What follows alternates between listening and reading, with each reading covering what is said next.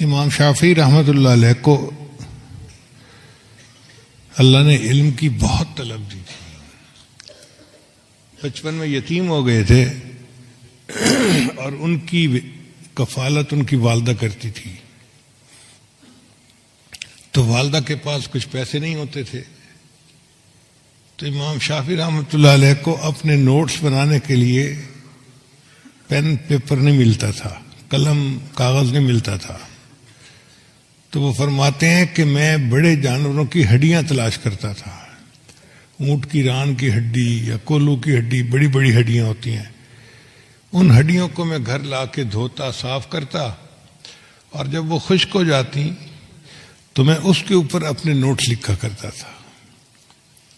کون جانتا تھا کہ ہڈیاں جمع کرنے والا یہ بچہ آنے والے وقت کا امام بنے گا. کہتے ہیں کہ میں نے ایک دفعہ حج کیا تو مینا میں ایک بوڑھے سے میری ملاقات ہو گئی.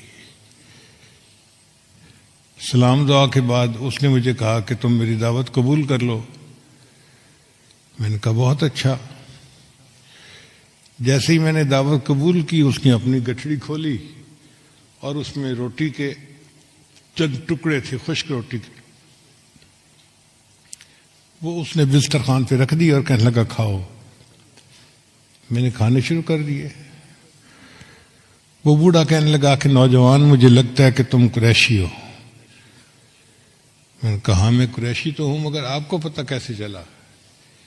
کہنے لگا کہ یہ جو قریشی لوگ ہوتے ہیں نا، یہ دعوت دینے میں بھی بے تکلف ہوتے ہیں اور دعوت قبول کرنے میں بھی بے تکلف ہوتے ہیں. تو تمہاری بے تکلفی سے مجھے اندازہ ہوا کہ تم قریشی ہو. تو کہتے ہیں کہ اس بڑے میاں سے تھوڑی دیر بات ہوئی تو مجھے اندازہ ہوا کہ وہ مدینہ طیبہ سے آیا ہے. تو میں نے اس سے امام مالک رحمۃ اللہ کے بارے میں پوچھنا شروع کر دیا. کبھی ملاقات ہوئی، وہ کیسے ہیں، اور تو بوڑھے کو اندازہ ہو گیا کہ اس کو امام مالک کے ساتھ محبت ہے اور یہ ان کے بارے میں مزید جاننا چاہتا ہے. تو بوڑھے نے مجھے کہا کہ نوجوان، کیا تم مدینہ جانا پسند کرو گے؟ میں نے کہا ہاں میں تو بہت پسند کروں گا، لیکن میرے پاس جانے کے وسائل نہیں ہیں. اس نے کہا کہ ہمارے ساتھ ایک حاجی آیا تھا بھورے اونٹ پہ سوار ہو کر، وہ فوت ہو گیا اور اب اس کا اونٹ خالی واپس جائے گا. اگر تم کہو تو میں اس کے رشتہ داروں سے بات کر لوں کہ اونٹ پہ تمہیں سوار ہونے کی اجازت دیں تو تم قافلے کے ساتھ مکہ سے مدینہ پہنچ جاؤ گے. امام شافعی فرماتے ہیں کہ مجھے بہت خوشی ہوئی کہ ویسے تو میں جا نہیں سکتا، قافلے کے ساتھ سفر آسان ہوگا، تو میں نے حامی بھر لی کہ ٹھیک ہے میں چلتا ہوں. فرماتے ہیں کہ میں قافلے کے ساتھ مکہ سے مدینہ گیا. اس زمانے میں سڑکیں نہیں ہوتی تھیں، گرمی کا سفر ہوتا تھا، پہاڑ پہ چڑھتے تھے، پھر اترتے تھے، پھر چڑھتے تھے، پھر اترتے تھے، مشقت کا سفر ہوتا تھا.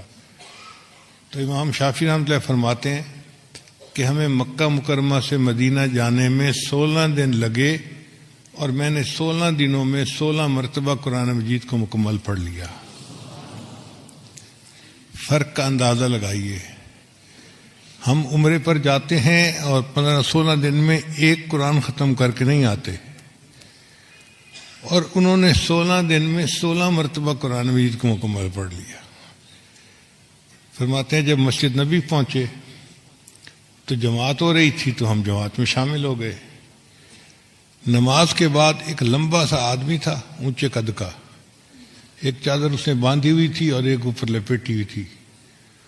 وہ ایک جگہ اٹھ کر بیٹھ گیا اور پڑھنے لگا قال قال رسول اللہ صلی اللہ علیہ وسلم.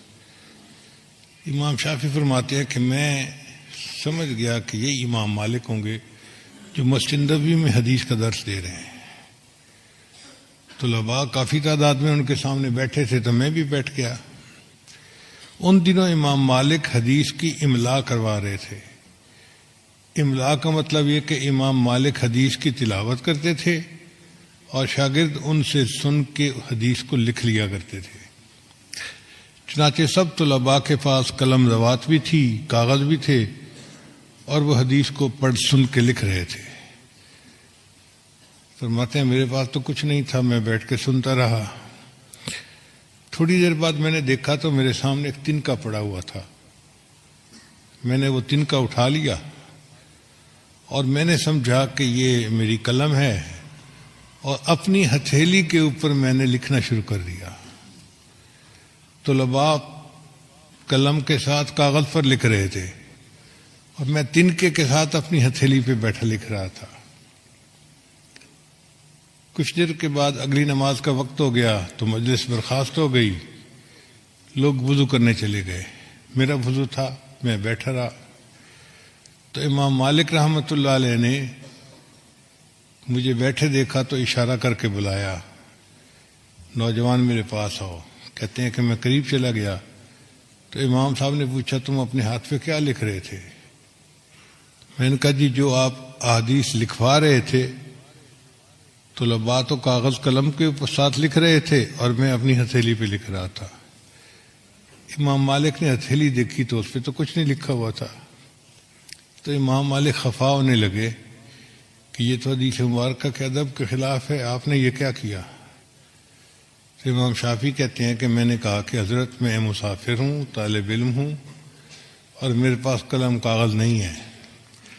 آپ حدیث کی املا کروا رہے تھے اور میرا دل چاہ رہا تھا کہ میں بھی لکھوں،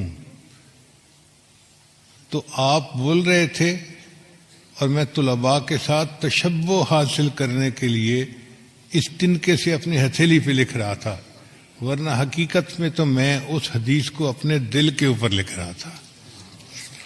تو امام مالک رحمۃ اللہ نے جب یہ سنا تو مطمئن ہو گئے. فرمانے لگے اچھا اس مجلس میں نے 100 احادیث لکھوائی ہیں،